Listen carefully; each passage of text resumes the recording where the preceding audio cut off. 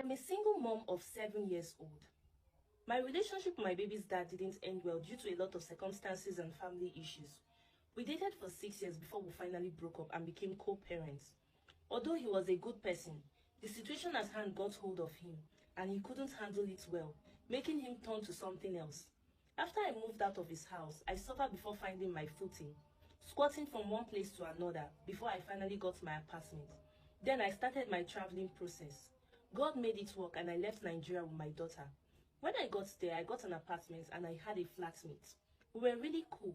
My daughter's father has been present in her life, so they frequently communicate. My flatmate became my best friend because she was so caring and there for me. Fast forward to 2 years later, my baby daddy moved to UK and exact city as mine. At first, I wasn't happy, but I shrugged the feeling off so that I wouldn't look like a witch or I didn't want something good to happen to him. I set a lot of healthy boundaries and he respected them. He has never been to my house the same way I've never been to his place. We only meet outside or in a park if he wants to see my daughter or if she wants to spend the weekend with him. Sometimes last year, I noticed my friend, who is also my flatmate, started seeing someone. The late night calls and the excitement from the relationship was all over the air. I jokingly asked her. She said she wanted it private and I respected her business. And I was also occupied with my own life, but I had no reason to pry into her life. But it was awkward because she always talked about everything the guy did for her, but no name or picture, as she would have shown me pictures or mentioned the person's name and all.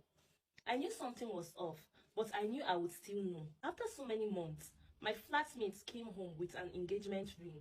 And I was happy for her, only for her to say that her boyfriend is my baby daddy. I felt numb and walked away. She got defensive and said she knew I would react. That was why she hid it from me. I was pained. I won't lie, but I kept my cool and told her all was well. So they started wedding plans. A virtual introduction was done, and I intentionally left the home that day and gave her an excuse, as I wanted to save my face with my baby daddy's family. The wedding was picked, and she insisted I come to Nigeria with them. She begged me to be her chief bridesmaid. That was the humiliating part for me. I just smiled. She said if I was happy for them, I would agree. I said no wahala. We got to Nigeria and I was bitter because that could have been me. I gisted with one of my friends and she told me not to worry. We visited somewhere and I was ready to make sure the wedding didn't hold. To cut the long story short, she died on the eve of her wedding night after the bridal shower. I feel so bad for her parents, but I don't feel bad for her. I am back in the UK with my baby daddy still grieving. Sometimes you don't cover other people's stuff because you might not live to tell the tale. I know I'm a bad person, but I don't care.